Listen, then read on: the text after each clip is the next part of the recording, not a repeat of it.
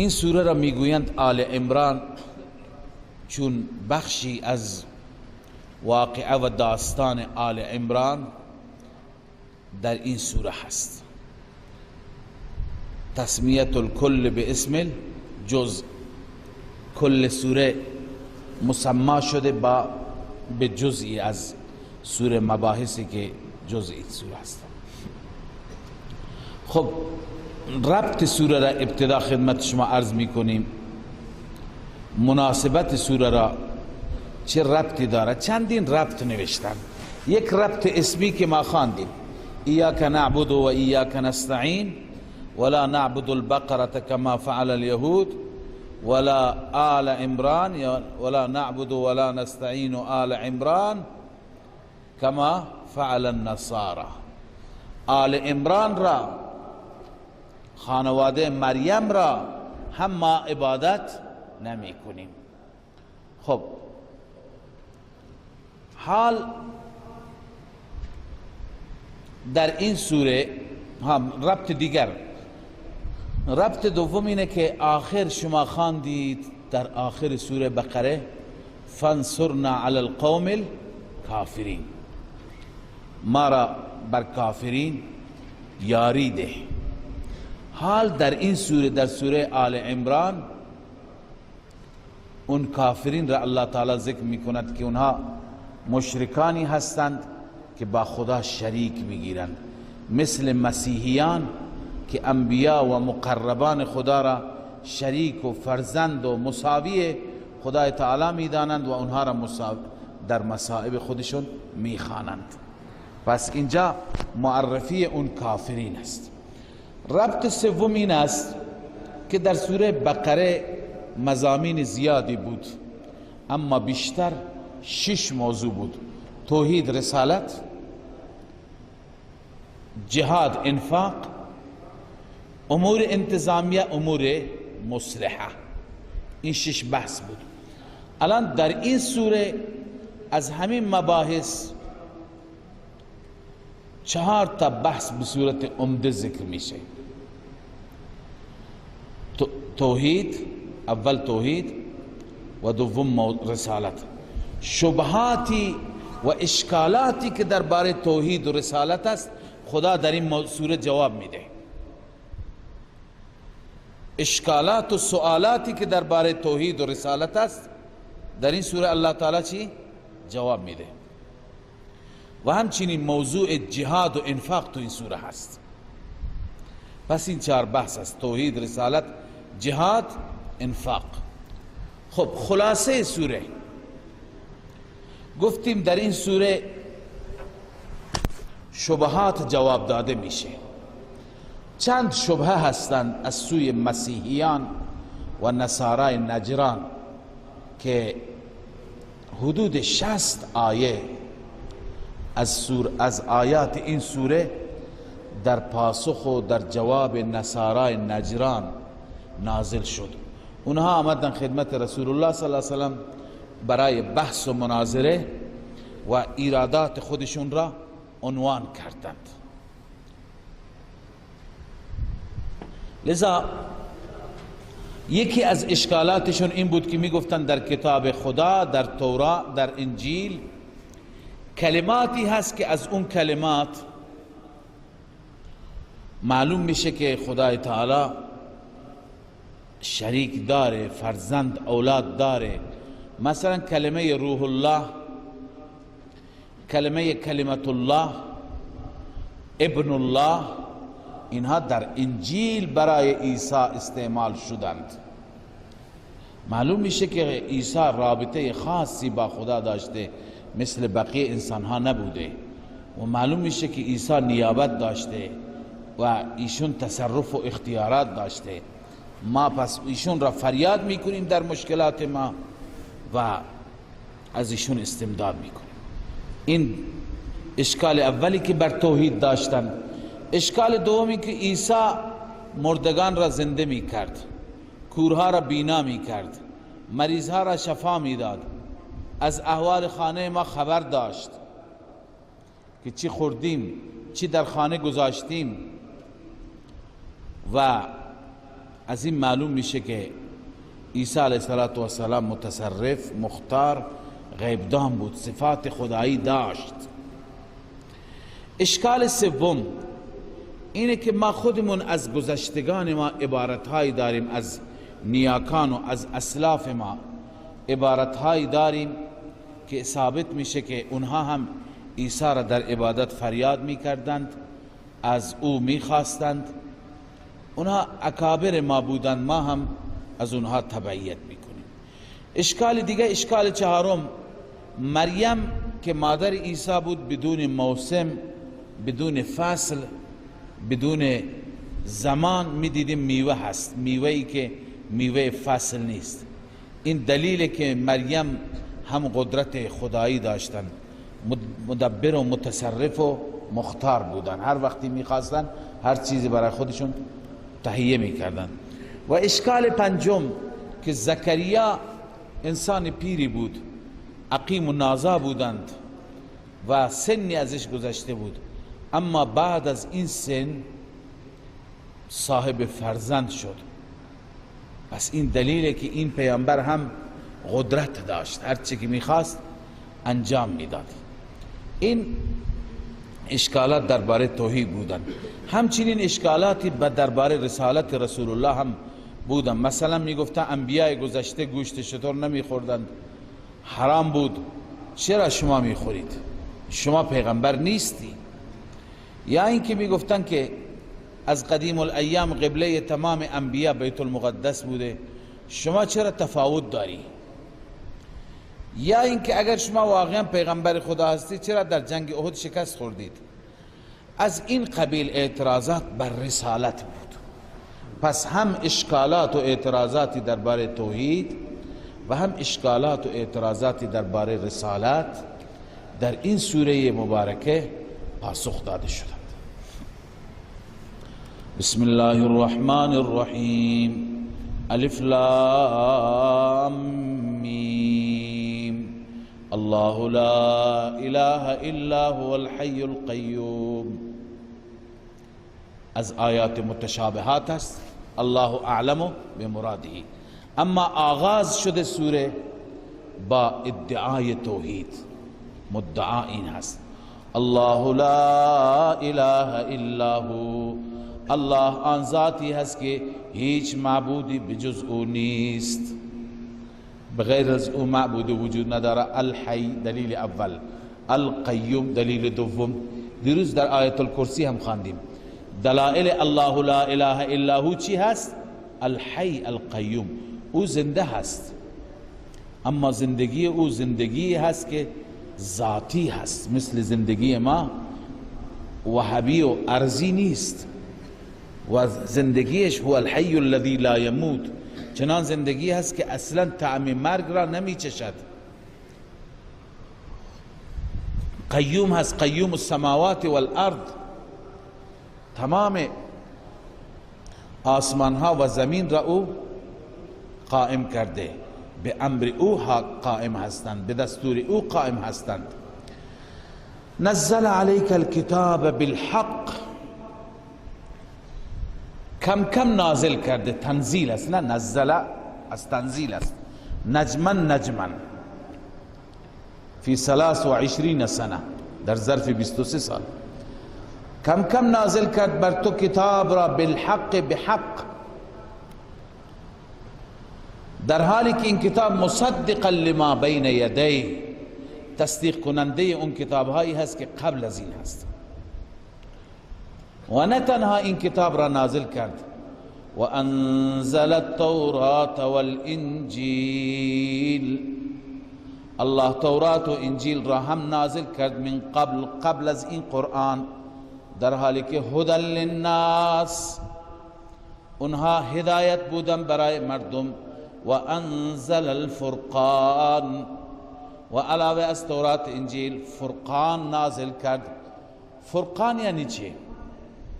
فرقان گفتم معجزات مراد است، معجزاتی که فارق بین الحق والباطل هستند. معجزات موسی، معجزات عیسی، معجزات محمد صلی الله علیه وسلم. ان الذين كفروا بآیات الله لهم عذاب شدید والله عزیز ذو انتقام. الله می فرماید بدون شک کسانی که کفر کردن به آیات الهی برایشان عذاب شدید است.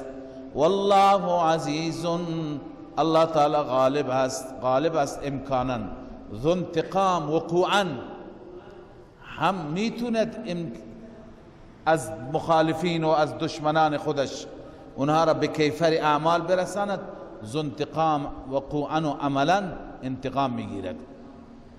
خب این بیان قدرت خداست. ببین وقتی که در اول سوره ادعا شد که الله لا اله الا هو الحی القیوم، باید شما هر دو دلیلش را اطراف این آیه پیدا کنید. دو تا دلیل چی اند؟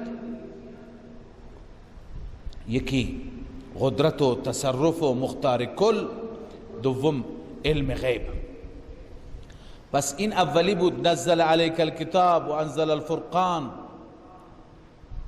این دومی هست، ان الله لا يخفى عليه شيء في الارض ولا في السماء. الله آن ذاتی است که مخفی نیست بر او هیچ چیزی در زمین و نه در آسمان. هو الذي يصوركم في الارحام كيف يشاء. الله آن ذاتی است که شما را تصویر و شکل در رحم مادر همان طوری که خواست. همه شما را تصویر داد، همه شما را شکل داد. سبحان الله، انسان وقتی که نگاه می کند خداوند عزوجل به چند شکل انسان را آفرید. شما فکر کنید امروز 7 میلیارد انسان هستند،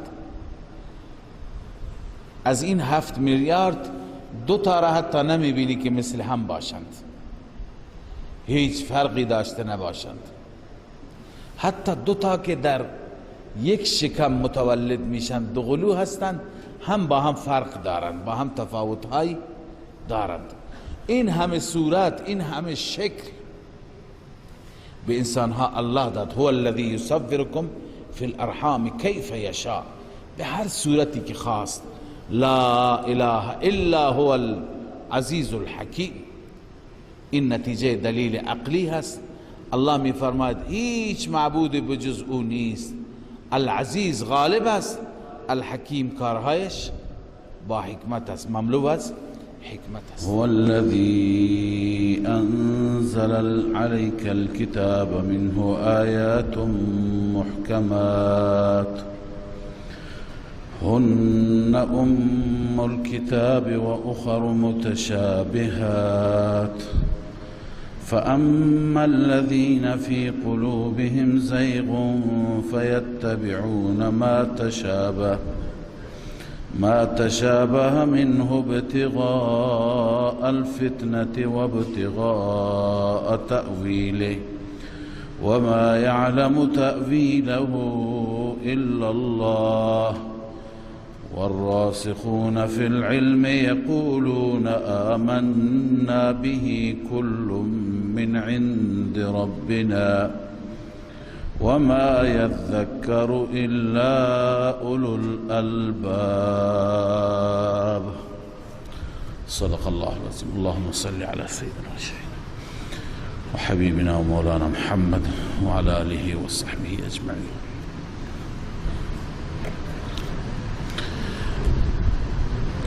در آغاز سوره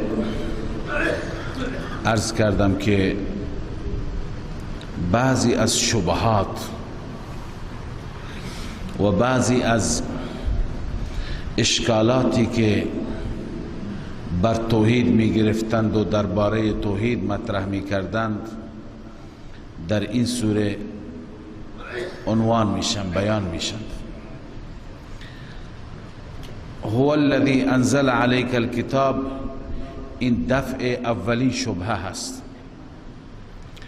خلاصه و حاصل این شبهه اینه که اگر کلماتی مثل روح الله، کلمت الله، ابن الله و امثال این کلمات که شبهه ایجاد می کنند در کتاب‌های آسمانی دیده می‌شوند، این کلمات از متشابهاتند.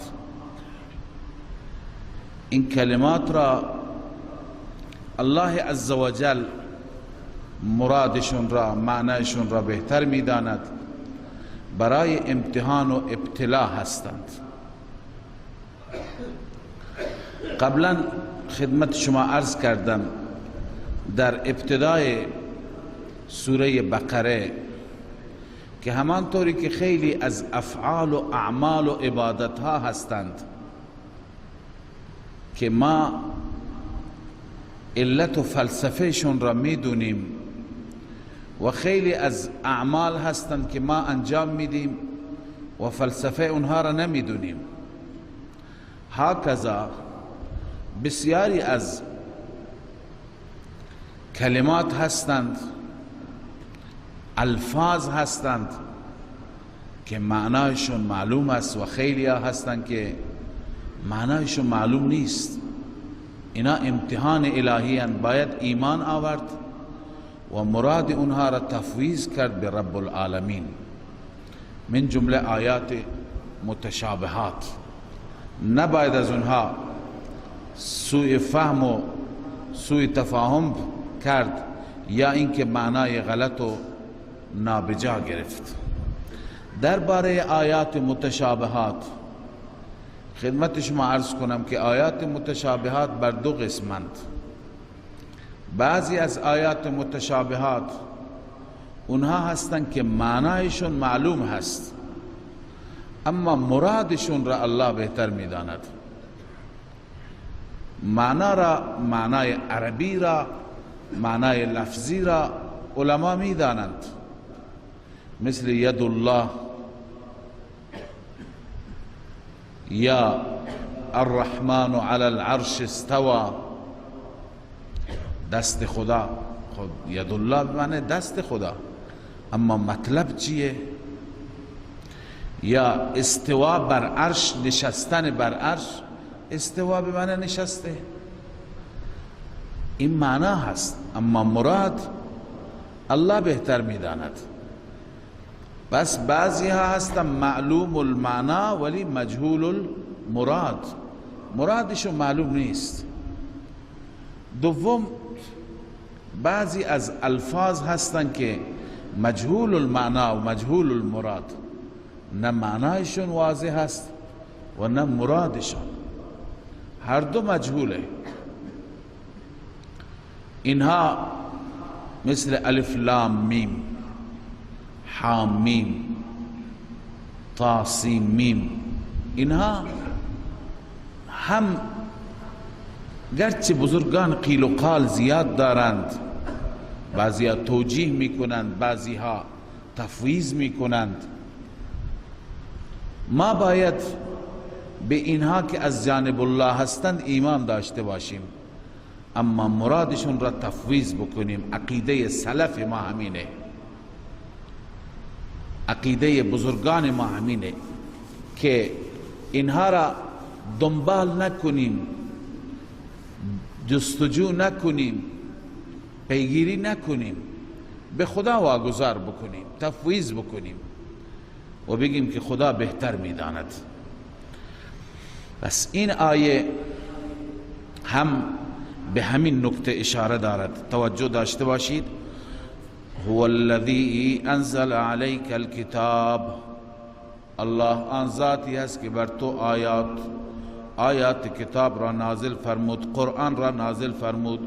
منه آیات محکمات، بعضی از اون آیات محکمات هستند. محکمات یا اینکه از اشتباه محفوظند، محکم به این معنا، یا محکم به این معنا که مرادشون و معنایشان ظاهر و آشکار است. هن ام الکتاب، اینها ام کتاب هستند، اصل کتاب هستند. و اخر متشابهات، و دیگر متشابهات هستند، آیات دیگر متشابهات هستند. اما ما باید چه وظیفه‌ای داشته باشیم؟ فاما الذين في قلوبهم زیغ، اما آن کسانی که در دلشان زیغ هست یعنی کجی هست، میل عن الحق، از حق به سوی دیگه میل دارن، فیتبعون ما تشابه منه ابتغاء الفتنه، اینها دنبال میکنند اون آیاتی را که مشابه هستند از اون قرآن. چرا؟ ابتغاء الفتنه، بخاطر دنبال کردن فتنه، بخاطر اینکه اینها فتنه گر و فتنه جو هستند، و ابتغاء تأویله، بخاطر دنبال کردن تأویل. تأویل غلط بنویسی، چون کسی اگه تأویل درست میافت راه خوبی بود، ولی معلوم میشه که تأویل اینها را کسی نمیداند. و ما یعلم تأویله الا الله، تأویل صحیح آنها را و مصداق مراد درست آنها را نمیداند هیچ کس بجز الله. الا الله، الا الله وحده، فقط خدا میداند. اما علماء راسخ، علماء پخته، اونها میگویند که ما ایمان داریم، یعنی سلف. پس روش سلف اینه. تفسیر صحیح هم همینه که اینجا الا الله توقف بشه و الراسخون عطف بر لفظ جلاله نیست، عطف بر الله نیست. واو و الراسخون استینافیه هست. راسخون چنین میگویند: والراسخون فی العلم، آنهایی که در علم رسوخ دارند، پختگی دارند، یقولون آمنا به، آنها میگویند ما ایمان داریم به آن. کل من عند ربنا، همه این آیات از جانب پروردگار ما و رب ما هستند. کل، این تنوین عوض است، یعنی کل من المتشابه والمحکم. هر یکی از این آیات متشابهات و محکمات برای چی هستند؟ از جانب پروردگار. خب آیات محکمات برای عمل کردنند، آیات متشابهات برای ابتلاء و سکوت. چنانچه نوشتن بعضی مفسران: کل من المحکم للعمل به والمتشابه للابتلاء والسکوت عن تأویله. هر یکی از محکم و متشابه، محکم برای عمل کردن، متشابه برای ابتلاء و سکوت کردن از تأویلش و تفویض کیفیته الی الله، و کیفیت را سپردن به خدا. کل من عند ربنا وما يذكر الا اولو الالباب. وما يذكر یعنی وما يتعظ، از این آیات پند نمیگیرد، وعظ حاصل نمی کند مگر عقل مندان، اولو الالباب. ربنا لا تزغ قلوبنا بعد اذ هديتنا وهب لنا. صفت الراسخون، صفت اولشون یقولون آمنا به. صفت اول راسخون اظهار میدادند که ما ایمان داریم. صفت دوم مناجات، از خدا هم میخواند که در دلشون زیغ نباشد. زیغ در دل چه کسانی بود؟ فاما الذين في قلوبهم زیغ فیتبعون ما تشابه، اونایی که آیات متشابهات را دنبال میکنند، اونایی که ماجراجو هستند، اینها میگوین خدایا در دل ما چنین زیغ، کجی و کجروی پیدا نکن. ربنا لا تزغ قلوبنا، بار اله دلهای ما را در دلهای ما زیغ ایجاد نکن، کجی ایجاد نکن. بعد اذ هدیتنا، بعد از اینکه ما را هدایت فرمودی. و هب لنا من لدنک رحمه، بار اله ما را ببخش، به ما عنایت بفرما از جانب خودت رحمت خاص. انک انت الوهاب، بدون شک تو وهاب هستی، تو بخشاینده هستی، همه صفات و کمالات خوب را تو می بخشی. ربنا انک جامع الناس، بار الها بدون شک تو جمع کننده هستی همه مردم را، لیوم لا ریب فیه، برای آن روزی که هیچ شکی در وقوع آن روز نیست. لا ریب فیه فی تحققه کما وصف، همان گونه که خدا تعریف کرده در تحقق اون روز شکی نیست. ان الله لا یخلف المیعاد، این علت است، بدون شک الله عزوجل خلف وعده نمی فرماید. خب پس این دیدگاه سلف یا دیدگاه راسخون فی العلم درباره آیات متشابهات، علاوه از این که اون دیدگاه را دارند، مناجات هم میکنند که خدایا در وجود ما زیغ و کجی و انحراف پیدا نکن. حال الله تعالی بعد از این که فرمود ان الله لا یخلف المیعاد، خداوند میعاد را خلف نمی فرماید، وعده خلافی نمی فرماید. اون میعاد قیامت است، اما قبل از میعاد قیامت در دنیا هم مؤاخذه هست برای مجرمان، تخویف دنیوی. ان الذين كفروا لن تغني عنهم اموالهم ولا اولادهم من الله شیئا، کسانی که کفر کردند، لن تغنی یعنی لن تدفع، هرگز مالشان و اولادشان دفع نمی کند از آنان عذاب خدا را چیز، یعنی از عذاب خدا چیزی دفع نمی کند، دور نمی کند، نمیتونه اونها را از عذاب خدا مستغنی بکند. به این معنی که عذاب خدا را ازشون دور کند. لن تغنی عنهم، دفع دور نمی کند از آنها مالشان و نه اولادشان، من الله یعنی من عذاب الله شیئا، هیچ چیزی از عذاب خدا نمیتونه. البته این کفار هستند. و اولئک هم وقود النار، این نتیجه اخروی، اینها آتشبارهای آتشند، اینها اخگرها و زغالهای جهنمند.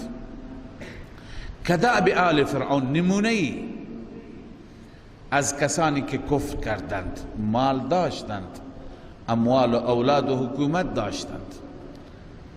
کدأب آل فرعون ای دأبهم کدأب آل فرعون، احوال این افراد، احوال این گروه مثل احوال آل فرعون است و کسانی که قبل از فرعون بودند، قوم عاد، قوم ثمود، قوم لوط، قوم نوح. اونا چیکار کردن؟ کذبوا بآیاتنا، آنها به آیات ما تکذیب کردن. کدوم آیات؟ آیاتی که در کتاب الله تلاوت میشه، آیاتی که دلالت بر توحید میکنند، آیاتی که دلالت بر صداقت پیامبران داشتند. این آیات را تکذیب کردند. روح المعانی نوشته والمراد بالآیات اما المطلوب فی کتاب الله تعالی، آیاتی که تو کتاب خدا تلاوت می شدند، یا اینکه والعلامات الداله علی توحید الله، اون علامت هایی که دلالت بر توحید خدا می کنند، و صدق الانبیاء علیهم السلام، و بر صداقت انبیاء. روح المعانی این آیات را تکذیب کردند. چه آیات تشریعی ما اگر خلاصه تعبیر بکنیم، چه آیات تشریعی چه آیات تکوینی، تکذیب کردند. کذبوا بآیاتنا فأخذهم الله، این نتیجه تکذیب.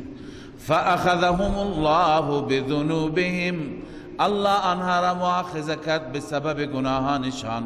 والله شدید العقاب، الله عزوجل سخت عذاب دهنده است، سخت عذاب میدهد.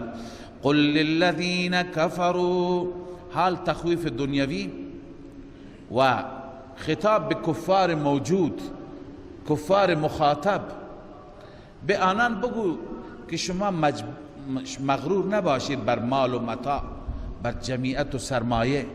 خیلی ها بودن مثل شما شکست خوردند.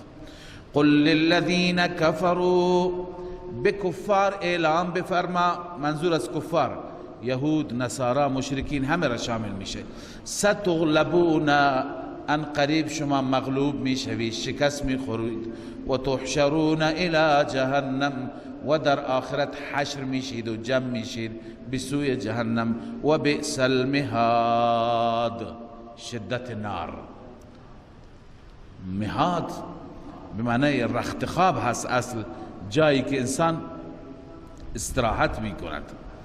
مهاد بسیار بدی هست جهنم، چون که از هر طرف آتش هست. قد کان لکم آیت، این نمونه ستغلبون، یک نمونه از ستغلبون هست. شما مغلوب میشید، شکست میخورید. ببینید نمونهش را. گروه اندکی بودند، گروه بزرگ را شکست دادند. این گروه اندک هیچی نداشتند. این اشاره به جریان بدر هست. الله می فرماید قد کان لکم آیت، برای شما یک آیه هست، یک نشانی هست. فی فئتین التقطا، در دو گروهی که با هم دیگر ملاقات کردن. بنویسید فی یوم بدر یا للقتال یوم بدر، با هم ملاقات کردن. آیتون یعنی دلالت و علامت لغلبت الاقلین علی الاکثرین عددن. یک دلالت و یک علامتی است که اقلین بر اکثرین که از نظر عدد اکثر باشند غالب میشن. اینجا ببینید اقل چطور غالب شدن. فئة تقاتل فی سبیل الله، یک گروهی بود، یک جماعتی بود که می جنگی در راه الله. و هم رسول الله و اصحابه، رسول الله و اصحابه. و اخرى کافرة یرونهم مثلیهم رأی العین، گروه دوم گروه کافر بود، گروهی که اهل کفر بودن. یرونهم، می دیدن خودشان را دو برابر. رأی العین، اما به چشم دید، به دید ظاهری، به دید چشم. ببینید فئة تقاتل فی سبیل الله کی هست؟ مفسرین نوشتند که هم رسول الله و اصحابه، رسول الله و یاران بودند. و کانوا 313 رجلا، عددشون چند بود؟ 313 نفر. عدد اصحاب طالوت، جریان طالوت را که دیروز خواندیم فراموش کردم عدد را بگم، اونها هم 313 نفر ماندند از اون جمعیت زیاد. و 77 رجلا من المهاجرین، از اینها 77 نفر مهاجرین بودند از همین 313 نفر. و کان صاحب رأیتهم علی بن ابی طالب، پرچمدار اینها سیدنا علی کرم الله وجهه بود. و 236 رجلا من الانصار، 236 نفر انصاری بودند در اصحاب بدر. و کان صاحب رأیتهم سعد بن عباده رضی الله عنه، پرچمدار اونها سعد بن عباده بود. و کان فیهم 70 بعیرا، تمام امکاناتشون 70 شتر داشتند. این 313 نفر 70 تا شتر داشتند. و فرسان، 2 تا اسب داشتند. و کان معهم من السلاح 6 ادرع، 6 تا لباس جنگی داشتند. لباس جنگی زرهی 6 تا داشتند. و 8 سیوف، 8 تا شمشیر داشتند. به هر حال عددشون اندک بود، امکاناتی نداشتند. اما و اخرى کافرة یرونهم مثلیهم رأی العین، گروه دیگر کافره بود. یرونهم میدیدند آنها را. کی میدید؟ مسلمانان کافران را میدیدند. یر المسلمون مشرکین مثلهم، مسلمانان مشرکان را دو برابر خودشون میدیدند به چشم دید. اینها و هم مشرکو مکه، مشرکین مکه بودند. و کانوا 950 رجلا، 950 نفر بودند. رأسهم عتبه بن عبد الشمس، سردار اینها و در رأس اینها کی بود؟ عتبه بن عبد الشمس بود که پدر هنده بود، هنده بنت عتبه. در رأس عتبه بود. به هر حال اینها با هم جنگیدند. خب این خودش یک علامتیه. شما میدونی نتیجه چی شد ای مخاطبین؟ الله می فرماید والله یؤید بنصره من یشاء. الله تایید می فرماید با نصرت خودش هر کسی را که بخواهد، قلیلا کان او کثیرا، چه کم باشد چه زیاد، خدا تایید می فرماید. ان فی ذلک لعبرة لأولی الابصار، همانا در این جریان عبرت است برای عقل مندان. عبرت یعنی درس. چه درسی هست؟ این درس است که غلبه و پیروزی با اکثریت نیست، شکست هم با اقلیت نیست. غلبه و شکست، پیروزی و شکست، هر دو به دست خداست. هر کسی را بخواهد شکست میده، هر کسی را بخواهد پیروز میگه. با امکانات و با اسباب ظاهری هم نیست. لعبرة ای دلالة لهم على ان الغلبة لیست بالکثرة، دلالت بر این که غلبه با کثرت نیست، و هزیمت لیست بالقله، شکست هم با قلت نیست، بل بید الله تعالی، هر دو به دست خداست. فصل لعبرة لأولی الابصار. به تفصیل جریان بدر اینجا نمی پردازیم، خداوند عزوجل فقط اشاره کرد چون در همین سوره انشاءالله میاد. زین للناس حب الشهوات من النساء، این متعلق به ستغلبون است. چگونه شکست میخورند؟ چرا شکست میخورند؟ به دلیل اینکه برای اونها ملاک چیزهای پوشالی هست، چیزهای بی ارزش هست. مثلا برای اونها مزین و آراسته شده چی؟ به دنبال چی هستند؟ حب الشهوات، حب شهوات، دوستی با شهوات ها، هوسرانی. من النساء، این بیان شهوات است، یعنی زنها، والبنین اولاد، والقناطیر المقنطره، و همچنین خزانه هایی که جمع‌آوری کردند. اون انبارها و خزانه هایی که مقنطره پر کردند و جمع‌آوری کردند، من الذهب والفضة، از طلا از نقره، والخیل المسومه، و همچنین اسبهای نشانی شده، اسبهای مرغوب، والانعام، و بقیه چارپایان، والحرث، و کشت و کشاورزی. اینها جلوی چشم اونها مزین، زیبایی ها اینها هستند، ارزش ها اینها هستند. ببین برای قومی که اینها ارزش داشته باشند، این قوم رو به زوال است، این قوم رو به شکست است. یعنی قومی که فقط دنبال زن و بچه باشد، قومی که دنبال هوا و شهوت باشد، قومی که دنبال فقط مال باشد، تجملات باشد، خورد و خوراک باشد، لباس باشد، ساختمان باشد، طلا و نقره باشد، این قوم هدف خوبی ندارد. الله می فرماید ذالک متاع الحیات الدنیا، اینها همه و همه کالای زندگی دنیا هستند. والله عنده حسن المآب. اما نصب العین مؤمن، مد نظر مؤمن چی هست؟ یا بگیم آرمان مؤمن، والله عنده حسن المآب، نزد الله نتیجه و عاقبت خوب است. مؤمن دنبال چی هست؟ عاقبت خوب.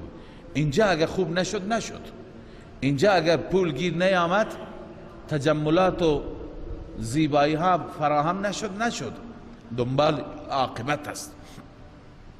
قل اعنبئکم بخیر من ذلکم، این حال هم بشارت است و هم تزهید من الدنیا است. ببینید اونجا ما خواندیم که اینها تجملاتن، اینها زیبایی ها، ارزش ها از نظر بعضی انسان ها، اما الله می فرماید قل، ترغیب الى الاخره، تزهید من الدنیا. آیا به شما خبر بدهم بهتر از این؟ بخیر من ذلکم، به مراتب، به درجات، بهتر از اینها را به شما بگم؟ البته این بهترها برای چه کسانی هست؟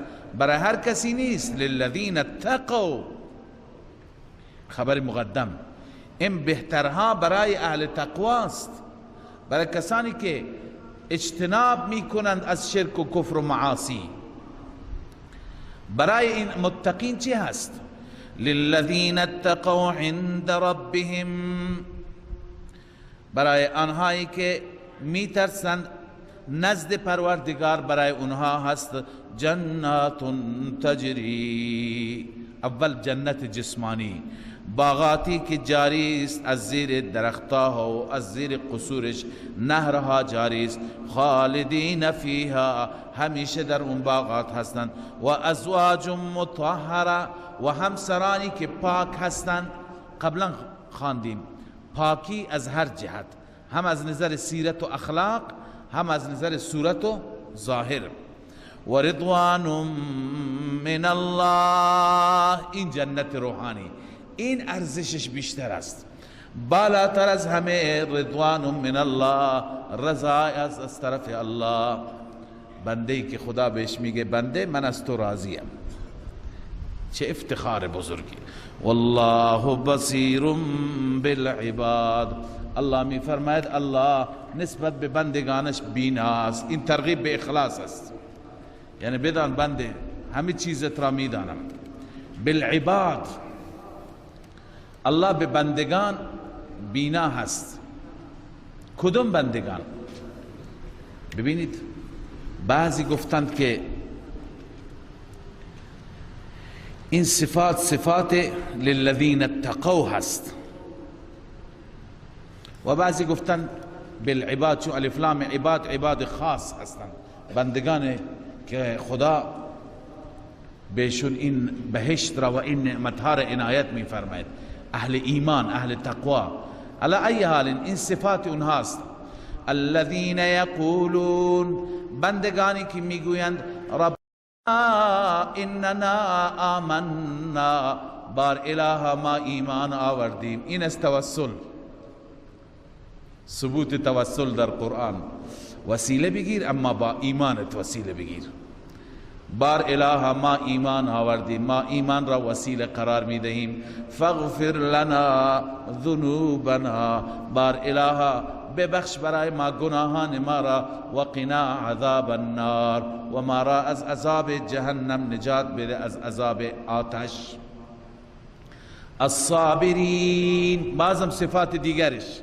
صفت اول الذين يقولون ربنا اننا آمنا، ایمان خودشون را متوسل می شوند. صفت دوم فاغفر لنا، مناجات می کنند. صفت سوم الصابرین، کسانی هستند که صبر می کنند. صبر عرض کردم، صبر بر مصائب، صبر بر انجام طاعات، صبر بر ترک معصیت. و الصادقین، کسانی هستند که صادقند، بنویسید لسانا و قلبا و نیتا، از هر جهت صادق هستند. و القانتین، و کسانی هستند که مطیع و تابع دارند. و المنفقین، و کسانی هستند که مال خودشون را خرج میکنند در راه الله.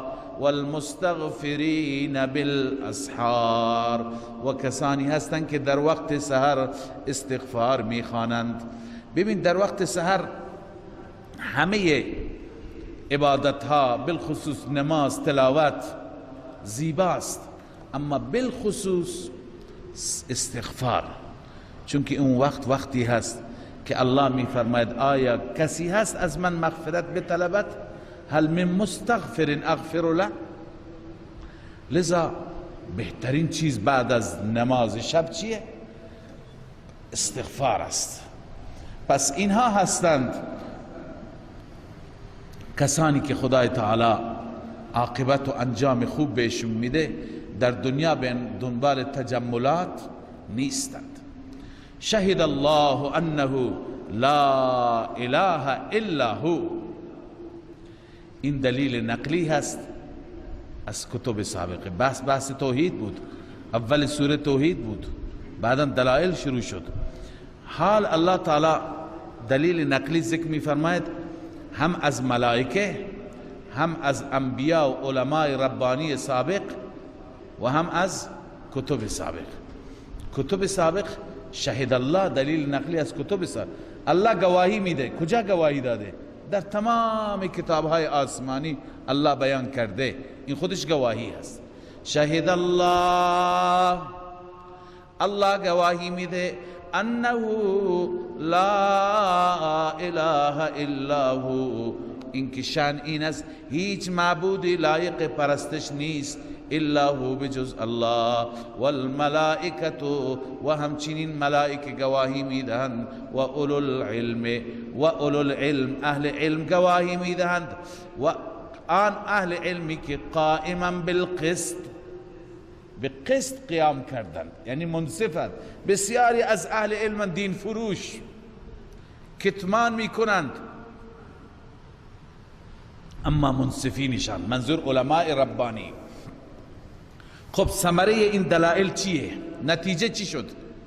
لا اله الا هو، نیست هیچ معبودی بجز الله، بجز او نیست.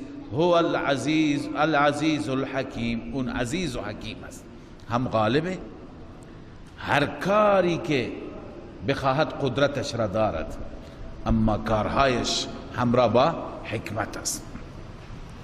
ان الدین عند الله الاسلام، خداوند عزوجل می فرماید دین مقبول نزد الله اسلام است، دینی که بیانگر این توحید است، دینی که داعی این توحید است، دینی که رد کننده تمام اقسام شرک است، اون دینی که بنایش بر توحید گذاشته شده، اون دین اسلام است. اون دین را باید همه انتخاب کنند، دین که خلاصه دعوت انبیا هست. اما اینجا زجر است بر کسانی که اختلاف ایجاد کردند. اختلاف چه کسانی انداختند؟ چرا انداختند؟ کی انداختند؟ اهل علم انداختند، ملا و آخوند، بعد از اینکه علم آمد پیششان به خاطر حسد. و مختلف الذین اوتوا الکتاب، اختلاف نکردند کسانی که کتاب داده شدند، یعنی علم کتاب، الا من بعد ما جاءهم العلم، جواب سوال دوم، مگر بعد از اینکه علم پیششان آمد، بعد از علم، بعد از دانش، نه اینکه از روی جهل. چرا؟ جواب سوم، بغیم بینهم، ای حسدا بینهم و بین دعات التوحید، با داعیان توحید حسد داشتند، به ضد افتادند. و من یکفر، الان خداوند برای اینها تخویف بیان می‌فرماید، هر کسی که کفر کنه به آیات الهی، فإن الله سریع الحساب، بدون شک الله تعالی زود حساب گیرنده است. اما اینجا به حبیبش توصیه میکند که اگر این افراد با تو بحث کردند، تو همه چیز را به خدا بسپار، خلاصه جوابت تفویض باشد. فإن حاجوک ای جادلوک، اگر درباره توحید با تو جدال کردند، حاجوک فی توحید، چی بگو؟ این خلاصه جواب. فقل اسلمت وجهی لله، بگو من تسلیم شدم، تسلیم کردم خودم را برای الله. اسلمت فی العقیدة والعمل، هم در عقیده هم در عمل، فقط برای خدا. و من اتبعن و من نه تنها هر کسی که پیرو من باشد اون تسلیم خداست. و قل للذین اوتوا الکتاب والامیین، ای پیامبر بگو برای کسانی که کتاب داده شدن یعنی یهود و نصارا و همچنین برای امیین یعنی برای مشرکین عرب، هر سه گروه مخاصمی نبودند، یهود، نصارا، مشرکین. اسلمتم، دعوت بده، این استفهام طلبی هست، یعنی از شما میخوام شما هم تسلیم بشید، شما ضد نکنید. اسلمتم، آیا تسلیم شدید اعتقادا و عملا؟ بشید. فان اسلموا فقد اهتدوا، اگر اونها تسلیم شدند که بر هدایت آمدند، مطلوب همینه. و ان تولوا، اما اگر اعراض کردند از قبول اسلام و اصرار کردند بر کفر، فانما علیک البلاغ، نگران نباش، حزین نباش، جز این نیست که بر تو فقط بلاغ است، تو پیام را رسوندی، پیام الهی را به اونها گفتی، بعد از اون دیگه به خدا واگذار کن. والله بصیر بالعباد، الله نسبت به بندگان خودش بصیر است، بیناست، میدوند چه کار بکند. خب حال الله از والله بصیر بالعباد فیجازیهم باعمالهم، خدا خودش بر اساس اعمال به اونها جزا میده، به کیفرشان میرساند. خب بعد از تخویف اخروی که ما خواندیم، الان زجر است، سرزنش و توبیخ است برای این اهل کتابی که اینجا عناد کردند، ضد کردند، پدرانشون بزرگترین جنایت ها را کردند، انبیا را شهید کردند، لذا برای اینها زجر. الله می فرماید ان الذين يكفرون بآیات الله، بدون شک کسانی که کفر کردن، کفر میکنن به آیات الهی، این مرض اول. و یقتلون النبیین بغیر حق، و انبیا را میکشند بنا حق. مگه کشتن به حق هم داریم که اینجا گفته بنا حق؟ نه خیر. بعضی گفته این قید اتفاقی هست، بعضی گفتن نه بغیر حق، یعنی خودشون هم میدونستن که بنا حق است. بنا حق طبق زعم اونها هم امکان داره بعضی ها فکر کنند که شاید ما میکشیم حقشون است، ولی نه، اونها خودشون هم میدانستند که بنا حق است، پس بغیر حق علی زعمهم، بر اساس زعمشان.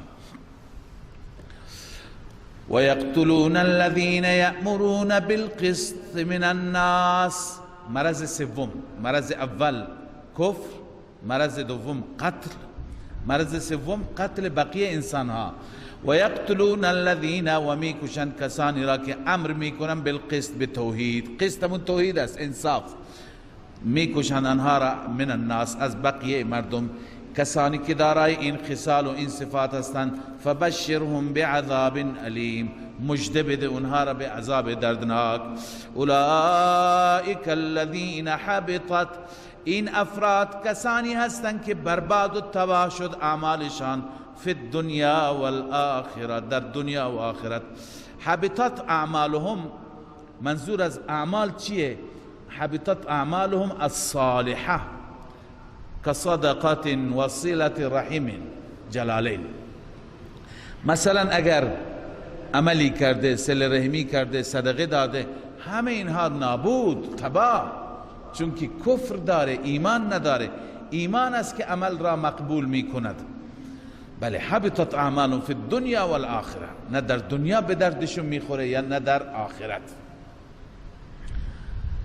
یعنی چه؟ اینجا تفسیر روح المعانی تفسیر کرده، ببینید گفته که اولئک المتصفون بتلک الصفات، اینهایی که این صفات را دارند، صفات شنیعه را، التي بطلت اعمالهم و سقطت عن حیز الاعتبار، اعمالشون باطل و سقوط کرد از اینکه معتبر باشد.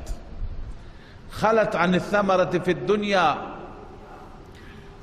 این اعمالشون از نتیجه گیری و نتیجه دادن در دنیا خالیست، در دنیا برایشون هم نتیجه نداره. حیث لم تحقن دماؤهم و اموالهم، خونشون مالشون محفوظ نیست، مسلمانان اینها را بگیرند به دست مسلمانان بیفتن میکشند. ولم یستحقوا بها ثناء و مدحا فی الاخره، به وسیله این اعمال ثناء و مدحی در آخرت هم ندارند. حيث لم تدفع عنهم العذاب ولم ينالوا الیها الثواب، چون در آخرت عذاب از اونها دفع نمیشه، ثواب هم کسب نکردن. اولئک حبطت اعمالهم فی الدنیا والآخره وما لهم من ناصرین، برای اینها هیچ مددگاری نیست، هیچ یاوری نیست. این نفی شفاعت است. الم تر الى الذين اوتوا نصيبا من الكتاب يدعون الى كتاب الله ليحكم بينهم. این زجر بود برای عامه کافرین، برای اهل کتاب بود. این ادامه هست که این هم زجر برای اهل کتاب است. الم تر الى الذين اوتوا نصيبا من الكتاب، خبرداری دیدی کسانی را که بخشی از کتاب و نصیبی از کتاب داده شدند. یدعون الی کتاب الله، وقتی که فرا خوانده می شوند به سوی کتاب الله. منظور از کتاب الله کتاب خودشون، تورات و انجیل. به اونها میگن بیایید بر اساس تورات عمل کنید، بر اساس انجیل. لیحکم بینهم، تا کتاب الله بینشان فیصله کند. ثم یتولا فریق منهم وهم معرضون، سپس گروهی از اونها تولی می کنند، یعنی پشت می دهند و اعراض کننده هستند. معرضون انادن. چرا؟ مگه اینها از خدا نمی ترسند؟ نه، یک باور غلطی داشتند. باور غلطشون این بود، اونها می گفتند که ما از سوی پدران، نیاکان، انبیا دستور داریم که یهودی و مسیحی بمانیم، بر همین دین خودمون بمانیم، بالخصوص یهود. و خداوند وعده کرده که ما پیغمبرزادگان را عذاب نده. این شیطان وقتی که انسان را گمراه بکند چه تفکری غلطی داره.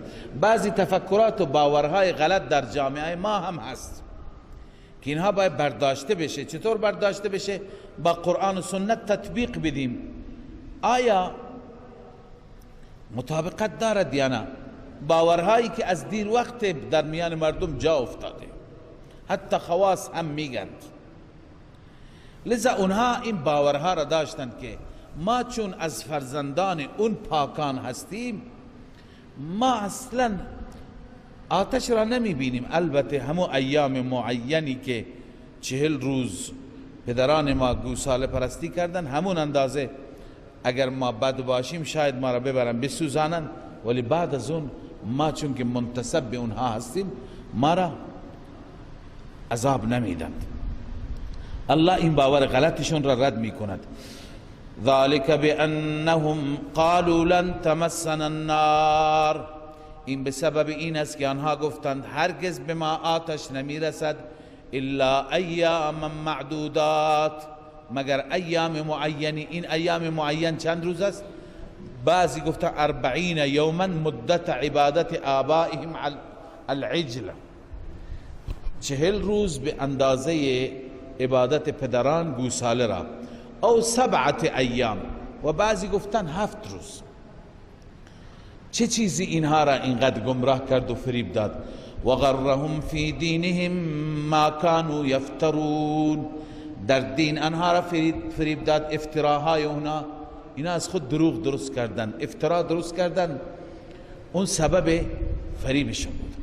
الان خدای عزوجل تخویف اخروی بیان می فرماید که اینها وقتی که در میدان محشر، در صحرای قیامت اینا جمع بشند و به کیفر اعمالشون برسند، چه حالتی خواهند داشت؟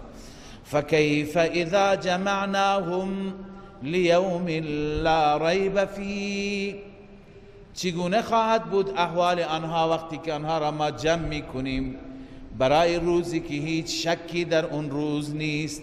لا ریب فیه فی وقوعه و وفیت کل نفس ما کسبت و هر نفسی به صورت کامل پاداش داده میشه آنچه که کسب میکند و هم لا یظلمون و بر آنها ظلم نمیشه، ستم نمیشه، مورد ستم قرار نمیگیرند.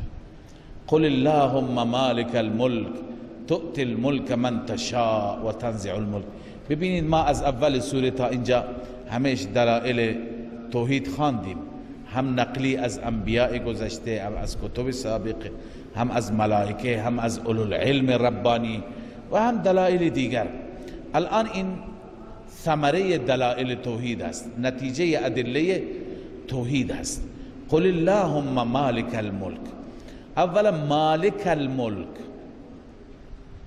مالک منصوب است و منصوبیتش بنابر وصفیت است، صفت اللهم هست. اللهم میدونید که منادا هست، منادا یعنی اللهم یعنی یا الله، ادعو الله، اون منصوب است بنابر منادا بودن. پس مالک الملک هم منصوب است بنابر وصفیت بودن، مالک الملک نیست. و انتصاب مالک الملک، این که مالک الملک منصوب است علی الوصفیه عند المبرد و الزجاج، روح المانی، یعنی وصف برای اللهم هست. خب پس معنا اینه قل اللهم مالک الملک، بگو ای الله، ای اللهی که مالک الملک، مالک تمام ملک هستی، تمام پادشاهی ها، پادشاه پادشاهان میتونی بگی، یا شاهنشاه.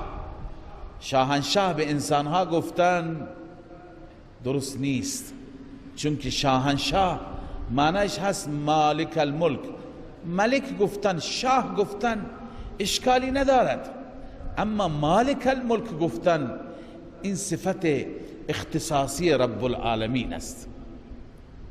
اگر کسی را ملک بگویند معنی شاه، پادشاه، به صورت مجازی بله پادشاه است، چند روزی قدرت به دست او هست، امر و نهی می کند. اما شاه شاهان که همون در فارسی من شاهنشاه میشه و در عربی مالک الملک میشه، این صفت به صورت مجازی هم برای کسی صدق نمی کند. این صفت مالک حقیقی هست. پس فمالک الملک هو الملك الحقیقی المتصرف بما شاء. مالک الملک ملک حقیقی است که هر چی که بخواهد تصرف می کند، هر چی که بخواهد انجام می دهد. کیف شاء ایجادا و اعداما، هر طوری که بخواهد، یکی را به وجود می آورد، یکی را نیست می کند. و احیاء و اماتتا، یکی را زنده می کند، یکی را می میراند. و تعذیبا و اثابتا، یکی را عذاب می ده، یکی را ثواب می ده. من غیر مشارک ولا مانع، هیچ کسی در این امر شریکش نیست و هیچ کسی مانع و جلوگیرش هم نیست. روح المانی. پس قل اللهم، بعد از این نتیجه توحید این گونه اعلام کن، این گونه اقرار کن، اللهم مالک الملک، ای الها، ای پروردگار، ای الله، ای ذاتی که پادشاه پادشاهان هستی، تؤتی الملک من تشاء. این تشریح ملک، تشریح مالک الملک، میدهی ملک را، پادشاهی را به کسی که بخواهی، به هر کسی که بخواهی. فانت ان شئت تنزعه من یهود و تؤتیه محمد صلی الله علیه و سلم. یه روزی در این دنیا حرف اول را یهود میزد، خودشون را اهل کتاب، اهل دین، اهل شریعت آسمانی میدونست، اما امروز محمد صلی الله علیه و سلم آمده و یهود عقب نشینی کرده. اینه، این واقع ملک حقیقی اینه، عزت حقیقی اینه. الان یهود جوابی نداره و هی تفره میره، هی فرار میکنه. تؤتی الملک من تشاء، هر کسی را که بخواهی ملک میدهی. و تنزع الملک ممن تشاء، و ملک را میگیری از هر کسی که بخواهی. سبحان الله، این مصداقش را ما زیاد تو دنیا میبینیم. هستن کسانی که یک روزی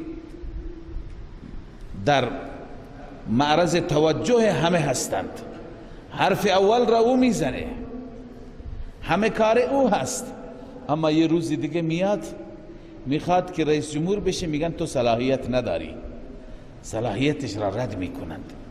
یا یک کسی هست که یه روزی در یک ملکی همه کاره یک پادشاه هست، اما یک روزی دیگه به دست و پایش زنجیر هست، توی یک قفسی میارن به دادگاه محاکمهش میکنند. این نمونه ها را ما در زندگی زیاد میبینیم. تؤتی الملک من تشاء و تنزع الملک ممن تشاء و تعز من تشاء و تذل من تشاء. معلوم میشه که این پادشاهی های دنیوی اینها پادشاهی نیستند.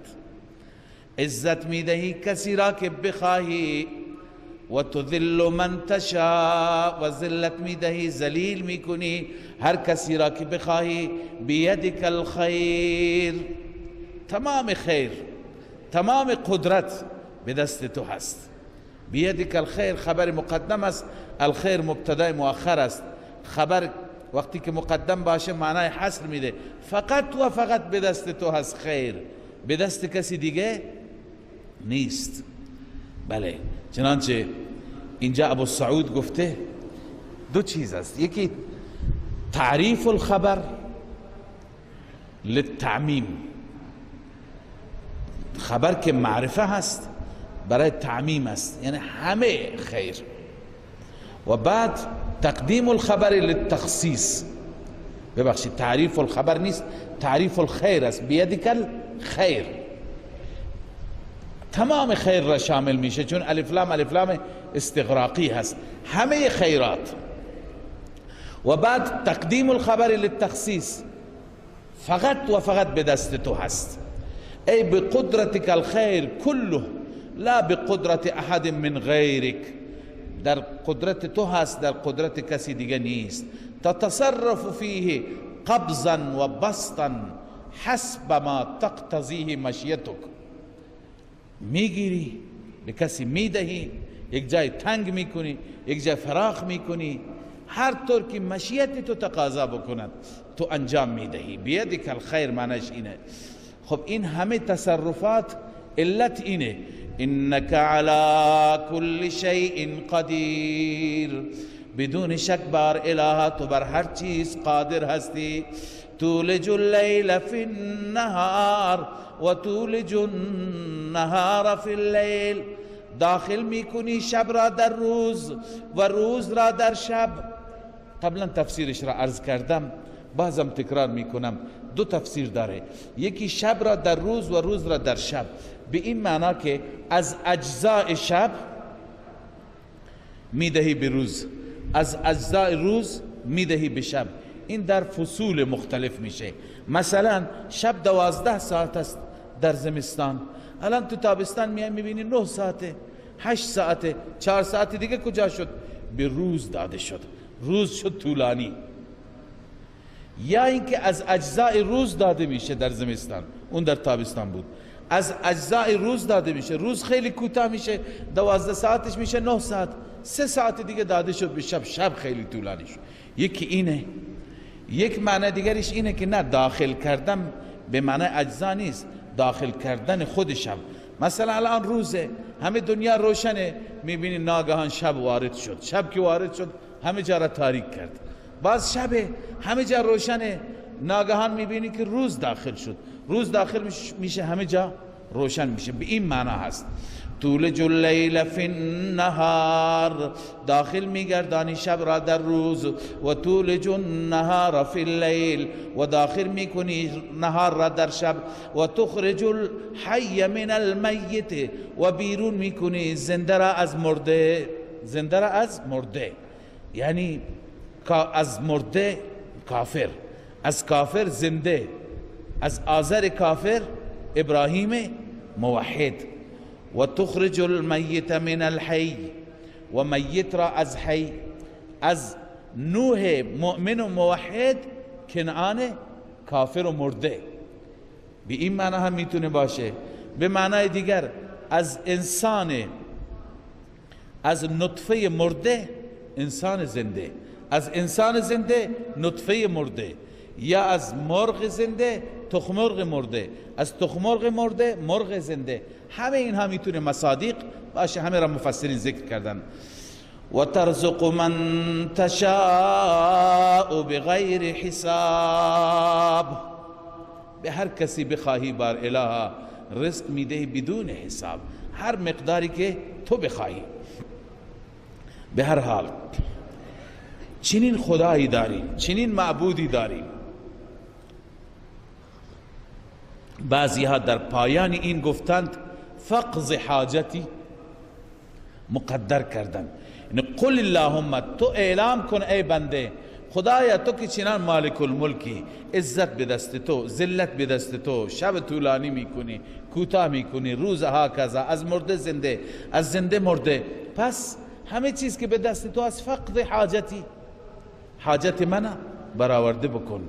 قطعا این دعا را وقتی که انسان این مناجات را در اول دعایش بخواند که خدایا تو چنین ذاتی هستی و بعد دعا بکند، باور کند، یقین کند که این دعا انشاءالله پذیرفته میشه. اما بعد از این زجر برای مؤمنان است، سرزنش برای مؤمنان است. چرا؟ خدایی که دارای این همه قدرت است و جلال است و شکوه است، اون خدا دشمنانی دارد. شما با دشمنانش چرا دوست میشید؟ بعضا موضوع ترک موالات، یک مسلمان باید با یک کافر دوست نباشد، با یک مشرک محبت داشته نباشد. لا يتخذ المؤمنون الكافرین اولیاء من دون المؤمنین، نگیرند مؤمنان کافرین را دوست خودشان بغیر از بقیه مؤمنان. مؤمن باید دوستت باشه. و من یفعل ذلك، هر کسی این کار را بکند، دوست بشه با کافر، دوست بشه با مشرک، دوست بشه با اونی که با خدا شریک میگیرد، با یهودی، با مسیحی، فلیس من الله فی شیء، نیست من الله از خدا. من الله از خدا یعنی چه؟ بعضی گفتم من حزب الله، بعضی گفتم من اولیاء الله. اون از حزب خدا نیست، یا او از دوستان خدا نیست. فی شیء، هیچ دوستی او با خدا ندارد، هیچ مشارکتی در حزب الله ندارد. ها در یک صورت استثناء است، الا ان تتقوا منهم تقاه، بیان مدارات. مدارات اینه که از او بترسی. الا ان تتقوا منهم تقاه، مگر شما بترسید از اون کافران. تقاه ترسیدن، اونجا که میترسی دیگه بظاهر میگی ما دوستیم، ما یکی هستیم، ما با همیم، دیگه اونجا اظهار نمی کنی ما دشمن شما رو میکشیم. اگر اینطور بگی برات سنگین تمام میشه. پس در اونجا ضرورتاً میتونی که اظهار محبت بکنی تا جان و مالت را حفظ کنی. ببینید الا ان تتقوا منهم تقاه مدارات است، نه تقیه. بعضی میخواند از این آیه تقیه را ثابت کنند. شما تقیه و شرایط تقیه را بررسی بکنید، از ترس نیست. این از ترس جایی که خطر جان باشد. اون تقیه برای هر هدفی باشد، اهداف مختلف.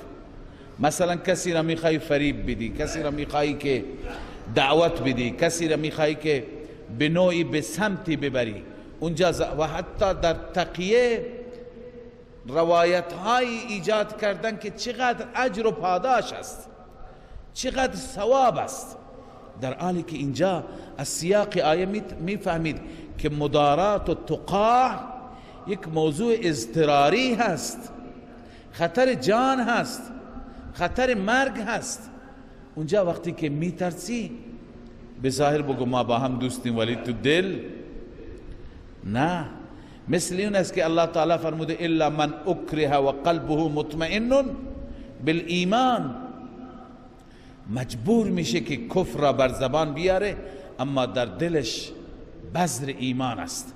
این دیگه تقیه نمیشه، این خوف است، خطر است. وقتی که از این حالت خارج شد همونه. اما تقیه نه، تقیه به خاطر هر مصلحتی حقیقت را کتمان کردن است که از قرآن چنین چیزی ثابت نمیشه. و من یفعل ذلك و یحذرکم الله نفسه، الله شما را از ذاتش میترساند. این معنی اول، ببینید دوستی نکنید، از خدا بترسید. دوم و الی الله المصیر، معنی دوم قیامت است. بدون که قیامتی هست، پرسش و پاسخی هست، سوال و جوابی هست. باید که نباید شما کتمان موالات داشته باشی با کفار.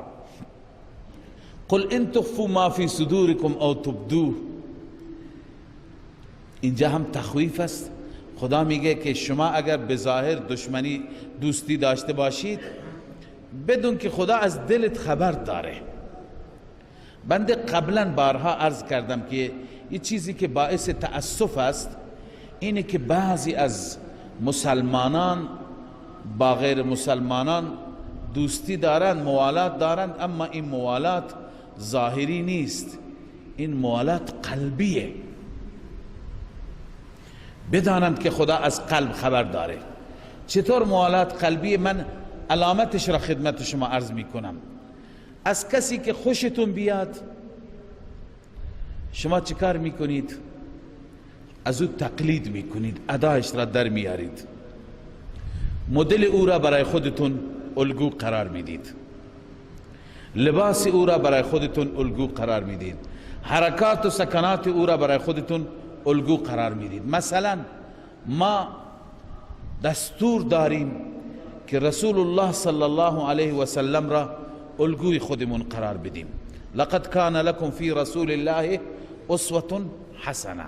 وقتی که الگو قرار دادیم اولا باید محبتش در ته دل باشه، بعد از اون اخلاقش، اعمالش، هدایات و راهنماییش، حتی ظاهرمون را، لباسمون را مثل اون، عمامهمون مثل ایشون، ریشمان، یعنی همه چیز ظاهر و باطن کسی را که الگو قرار، چون باش محبت داریم، چون الگوی ماست. الان مسلمان را ببین، اگر مسلمان واقعا با کفار دوستیشون صمیمی نیست، چرا مسلمانان کفار را الگوی خودشون قرار میدند؟ مدل کافر برای مسلمان الگو هست، لباسی که اونها میپوشند برای مسلمان، حتی اداهایی که اونها در میارن، آدابی که اونها دارن، آداب عروسی، آداب جشن، آداب خوشی، آداب تبریک گفتن و مختلف چیزهای مختلف. حتی بعضی ها عیناً مثل کفار سعی میکنن بپوشند، بخورند، بنوشند، در زندگی خودشون همون عرض کنم که چیزها را و همون امکانات را به همون شکل فراهم بکنند.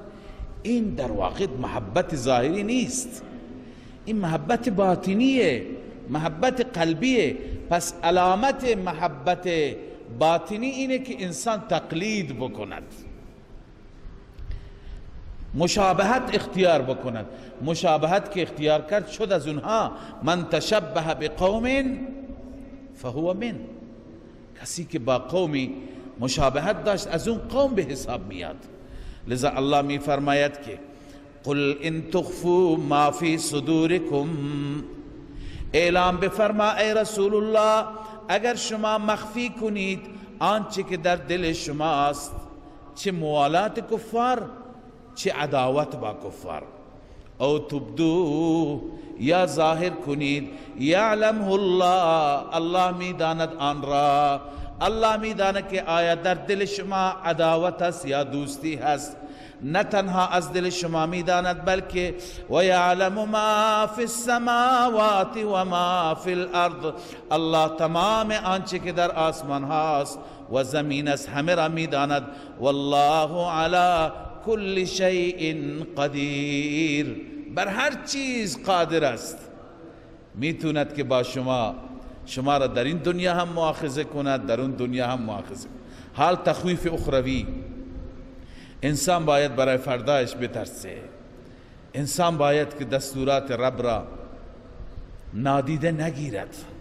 یوم تجد کل نفس ما عملت من خیر محضرا، روزی که میبیند هر نفسی ما عملت من خیر محضرا، آنچه که عمل کرده بنویسی فی الدنیا، در دنیا هر عملی کرده، من خیر هر نیکی، محضرا همه را حاضر میبیند، محضرا فی الاخره یعنی هر چه در دنیا کرده در آخرت حاضرش میبیند. و ما عملت من سوء، آنچه که عمل سوء کرده، عمل بد کرده، اون هم حاضر میبیند. تود لو ان بینها و بینه امدا بعیدا، این هست تحسیر مجرمین. تحسیر یعنی چی؟ حسرت، افسوس. مجرم وقتی که همه اعمالش را میبیند، تود لو ان بینها، دوست دارد که کاش بین او و بینه و بین اون عملش، بینه یعنی بین ما عملت، امدا بعیدا فاصله زیاد باشد. اونجا انسان دوست دارد کاش من نزدیک این عمل نمی رفتم، کاش من این جرم را نمی کردم. الله می فرماید و یحذرکم الله نفسه، الله شما را بیم می دهد، شما را بر حذر می دارد، می ترساند از ذات خودش. والله رؤوف بالعباد، این علت یحذرکم الله هست. ببینید خداوند نسبت به بندگانش واقعا رؤوف است، رأفت و مهربانی دارد، مهربان است. چرا؟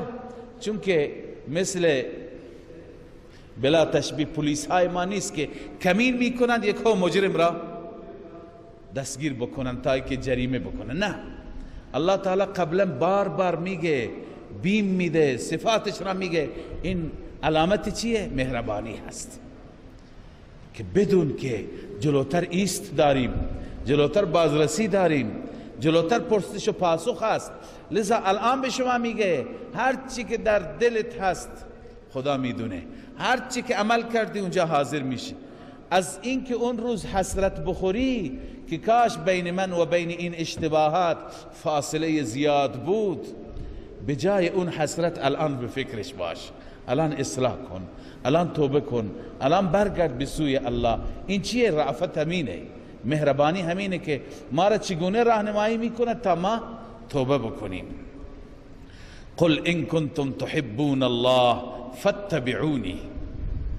ببینید اگر انسان با کفار موالات بکند، بحث موالات کفار بود، کفار دشمنان خدا هستند، کسانی هستند که در دلشون بغض نسبت به خداست یا در دلشون شرک نسبت به خداست. خب با اونها اگر دوستی داشته باشی دیگه خدا را دوست نداری، پس باید با اونها دوستی داشته نباشی تا محبتت به خدا ثابت بشه. پس اگر میخوای خدا را دوست داشته باشی، پس دستورات خدا را تبعیت کن، تابع دوستان خدا باش، تابع رسول خدا باش، فرستاده خدا باش. اون وقت خدا هم تو را دوست می‌دارد، اون وقت میشه محبوب خدا. الله می فرماید قل ان کنتم تحبون الله فاتبعونی، اعلام بفرما اگر شما دوست دارید خدا را، فاتبعونی پس پیرو من محمد بشید. اگر اتباع کردید، پیروی کردید، یحببکم الله، الله شما را دوست می دارد، و یغفر لکم ذنوبکم، گناهان شما رو میبخشه. اینجا ارتقا پیدا میکنید. چه ارتقایی؟ اول بودی محب خدا، الان میشه محبوب خدا. خیلی فرق داره محب تا محبوب. ترتقو من المحبیه الى المحبوبیه، از محبیت میری به محبوبیت. والله غفور رحیم. علت این است که خداوند بخشنده و مهربان است، شما را دوست می‌دارد. خب قل اطیعوا الله والرسول، این از تفصیل فاتبعونی.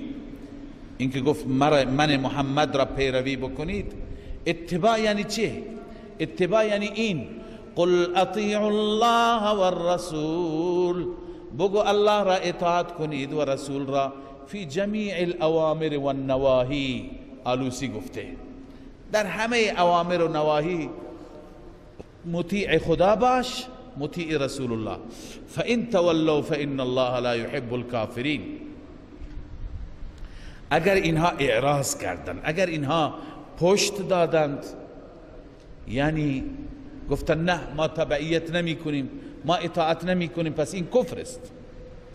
انکار کردن چی میشه؟ کفر. انکار کردن از اطاعت خدا. فإن الله لا يحب الكافرین، بدون شک خداوند چنین کافرین را دوست ندارد. ببینید اگر به صورت عادی جمله را پیش می بردیم باید اینجا ضمیر می آمد فإن تولوا فإن الله لا يحبهم. اگر اینها اعراض می کردند خدا دوستشون نداشت، ولی نگفت لا يحبهم، بلکه گفت لا يحب الكافرین، چون میخواد اشاره بکنه که اونهایی که انکار کنند از اطاعت خدا و رسول اونها کافرند. در واقع این فتوا را الله عزوجل به وسیله اسم ظاهر صادر فرمود. ان الله اصطفى آدم و نوحا و آل ابراهیم و آل عمران على العالمین ذریة بعضها من بعض والله سمیع علیم. این دلیل سوم عقلی هست بر توحید و بر اثبات توحید. در ابتدای سوره خدمت شما عرض کردم بخش بزرگی از این سوره اختصاص دارد به بحث بین رسول مکرم صلی الله علیه و سلم و نصارا و مسیحیان نجران منطقی است. اینها آمدند و برای بحث و مباحثه آمدند. شبهاتی که در اول سوره عرض کردم درباره توحید اونا مطرح کردند. بعضی از این شبهات درباره عیسی بود. ببین عیسی ابن الله در انجیل هم ابن الله ذکر شده.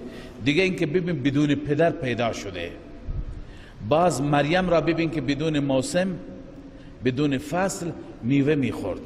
زکریا را ببین که خداوند در اون سن بهش فرزند و اولاد داد. اینا همه دلیلن که این آل عمران اینا قدرت داشتن، اینا تصرف داشتن، اینا بخشی از الوهیت خدایی به دستشون بود.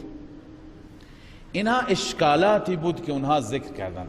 از اینجا دلائل توحید و اشکالات اونها پاسخ داده میشه.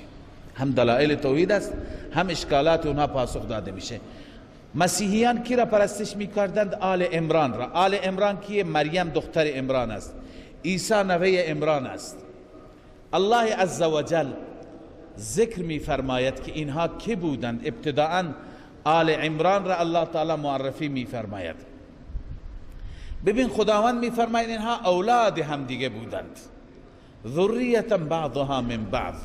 میدونید که مریم از بیبی حنه پیدا شد، زن عمران، از عمران. باز عیسی از مریم متولد شد. به چه صورت متولد شد؟ کیفیتش را هم الله بیان میفرماید. پس این ذریة بعضها من بعض این دلیل احتیاج است، دلیل نیاز است، دلیل انسانیت است. خدای عزوجل ذاتی است که لم یلد و لم یولد، نه پیدا شده نه چیزی پیدا کرده. توالد و تناسل، زاد و ولد، دلیل محتاج بودن است. پس اول الله عزوجل هم احتیاج را نیاز را، ولدیت را، ذریت بودن را، ابوت، بنوت، همه را نه تنها در آل عمران، در همه انبیا ثابت میکنه. همه انبیا یا پدر بودند یا پسر بودند. ابوت هم دلیل احتیاج است، بنوت هم دلیل احتیاج است. پدر هستی، نیاز به بچه داری، میگی خدایا به من بچه بده، فردا عصایت میشه، عصای پیریت میشه. پس این دلیل احتیاج شد یا نه؟ بچه برای وجود خودش نیاز پدر دارد. اول پدر او را پرورش میکند، بزرگش میکند. اصلا برای وجود بدون پدر نمیتونه به دنیا بیاد. پس اینها همه پیامبران ذریتا بعضها من بعض، استدلال و وجه استدلال این صورتی که وقتی که اینها اولاد هم دیگه هستند پس محتاجن. محتاج که باشند کجا میتونه از دیگران احتیاج را رفع کنند و دفع کنند؟ پس الله می فرماید ان الله اصطفى، بدون شک الله برگزید آدم و نوحا، آدم را و نوح را و آل ابراهیم و آل ابراهیم را و آل عمران و آل عمران را، یعنی مریم را و عیسی را، علی العالمین، بر عالمیان برگزید، اینها را برتر فرمود، اینها را فضیلت داد. اما ذریتا بعضها من بعض، اولاد هستند اینها، اولاد هم دیگه، بعضها من بعض، بعضی از بعض متولد شدند، بعضی از بعضی متولد شدند. ببین این را خدای عزوجل چه زمانی فرمود؟ زمانی که مسیحیان نجران ادعای الوهیت عیسی را کردند. عیسی گفته اله است. الله میفرماید چطور اله است؟ اینا نسل هم دیگه هستند، از هم دیگه درست شدن، محتاجند. آلوسی میفرماید ان نصارى نجران لما غلوا فی عیسی، مسیحیان نجران وقتی که درباره عیسی غلو کردند و جعلوه ابن الله سبحانه و تعالی و اتخذوه الها، او را ابن الله قرار دادند و اله قرار دادند، نزلت ردا علیهم، خدای عزوجل این نازل کرد و رد فرمود اونها را، اعلاما لهم بانه من ذریه البشر، به اونها اعلام کرد که این ذریت بشر است. المتقلبین فی الاطوار المستحیل علی الاله، اینا در هم دیگه میگردند، این از اون پیدا میشه، اون از اون پیدا میشه و الوهیت با این چیز تنافی دارد، تضاد دارد. لذا الله میفرماید ذریة بعضها من بعض والله سمیع علیم. الله سمیع هست، هر چیز را میشنود، دعا را میشنود، العلیم، از احوال دل خبر دارد. لذا ببین چگونه دعا را شنید.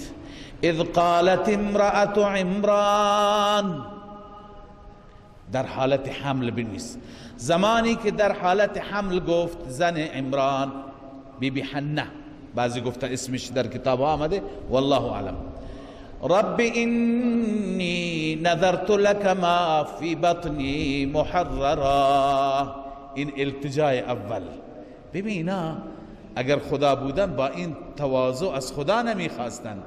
بار اله من نذر کردم لک ما فی بطنی، لک ای لعبادتک، برای عبادتت آنچه که در شکمم هست، محررا آزادش بکنم از همه کارها برای عبادتت. فتقبل منی، از من قبول بفرما، بپذیر. انک انت السمیع العلیم، علت اینه که تو هر چیز را میشنوی، العلیم، از هر چیز میدانی، نیت منو میدانی. فلما وضعتها، زمانی که گذاشت آن را یعنی الحبل، حمل را گذاشت، یا النفس، اون نفسی که در شکم بود، دید دختره. الان با حسرت گفت قالت رب، با حسرت قالت رب اینی وضعتها انثى، بار الها من ایرا انثى وضع کردم، این دختر وضعش کردم، وضع حملش کردم. والله اعلم بما وضعت، این جمله معترض است. الله میفرماید خدا بهتر میدونست. خدا بهتر میدونه که اون چه وضع کرده بود، چی گذاشته بود. ولیس الذکر کالانثی، نیست ذکر مذکر، هر مذکری مراد نیست. الف لام عهدی هست، الانثی هم الف لام عهدی هست.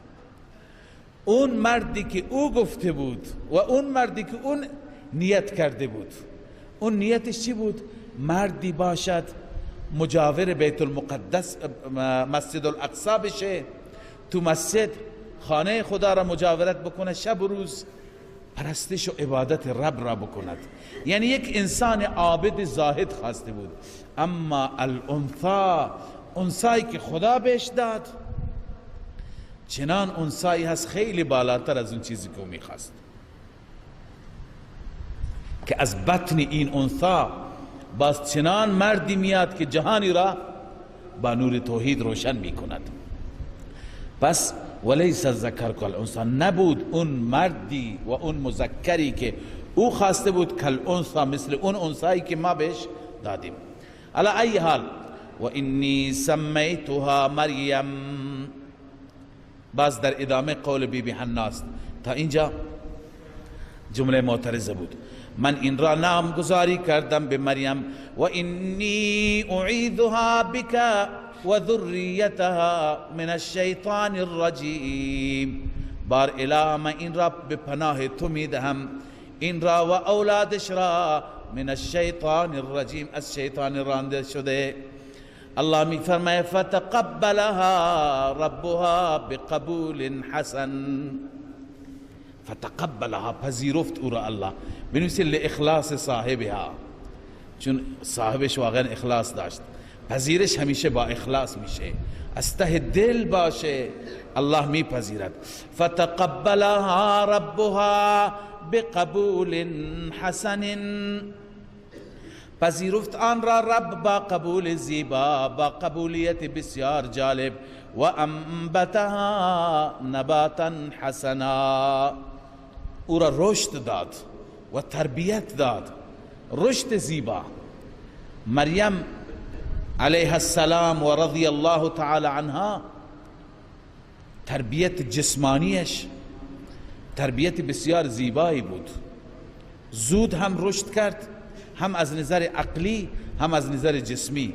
الله عزوجل برایش خوراکی های ویژه می فرستاد، از بهشت می فرستاد. عبارت عن حسن النشاط والجودة فی خلق و خلق.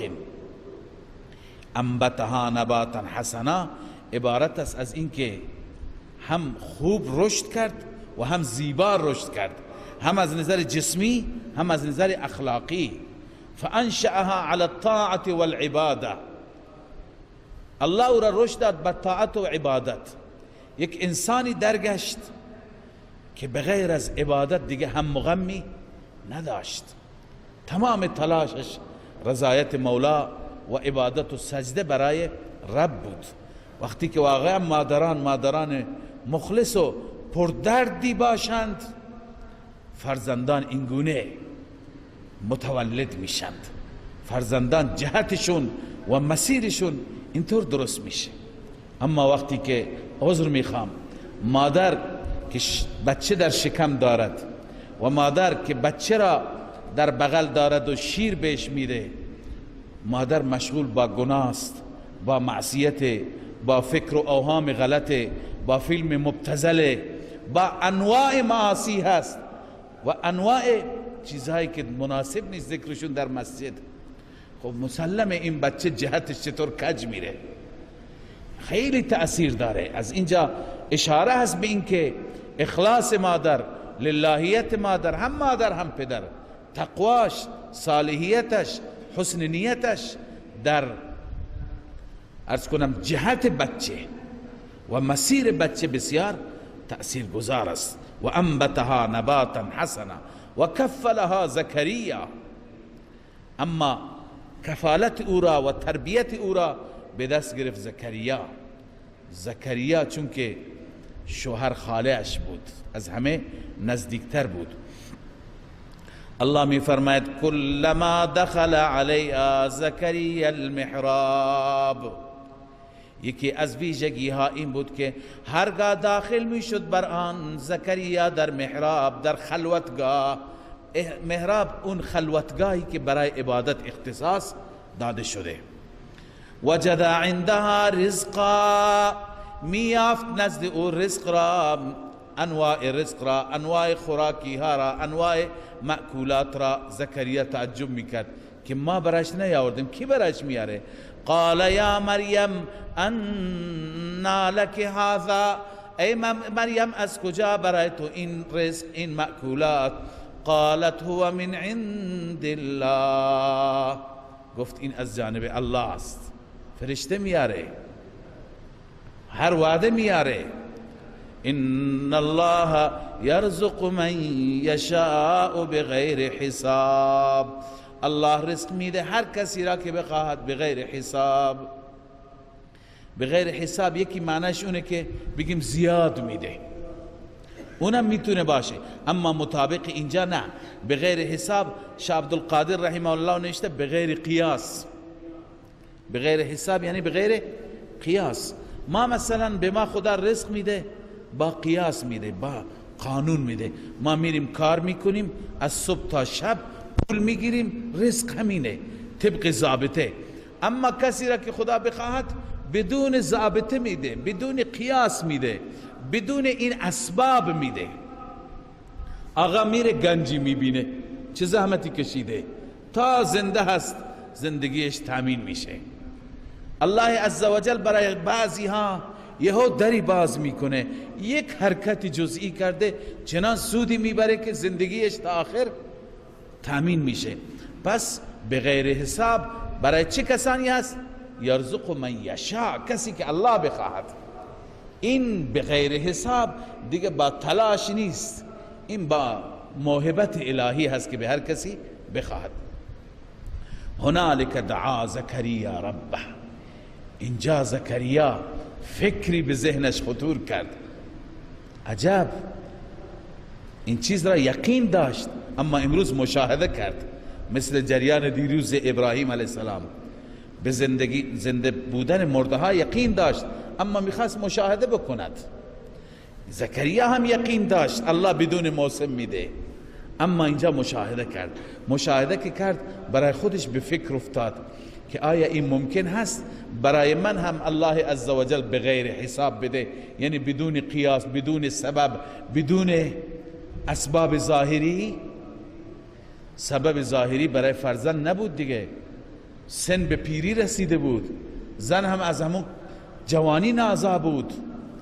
لذا هنالک دعا زکریا ربه، اینجا بود که دعا کرد زکریا پروردگارش را، از پروردگار خواست. مسلک الانبیاء فی مسئله الدعاء. ببینید ای مسیحیان، این اعتراض مسیحیانه.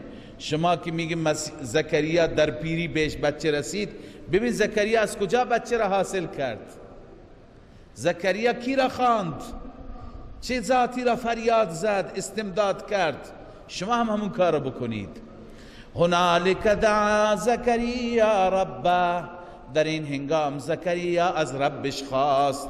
قال رب هب لی من لدنک ذریة طیبه، بار اله به من ببخش از جانبت اولاد پاکیزه، اولادی که پاکیزه باشد، با تقوا باشد، عملش پاک باشد. انک سمیع الدعاء، علت همانا تو سمیع الدعاست. خدا میدونه زکریا با چه الحایی، با چه زاری و با چه یقینی وقتی که بغیر قیاس را مشاهده کرد، باورش، یقینش خیلی بالا رفت. با همون احساس از خدا خواست، الله هم فوراً اجابت کرد. فنادت الملائکه، فا میدونید که فای تعقیب است، یعنی فوراً بعد از اون ندا کرد او را ملائکه. ملائکه از سوی الله آمدند. و هو قائم یصلی فی المحراب، در حالی که زکریا ایستاده بود و مشغول نماز بود. این از آداب صالحین، انبیا. مریم از صالحین است، زکریا از انبیا است. ببینید اون چیزی که قرآن برای ما تعریف میکنه از عبادتشون، از محرابشون، از خلوت با ربشون، اینها باید برای ما الگو باشد.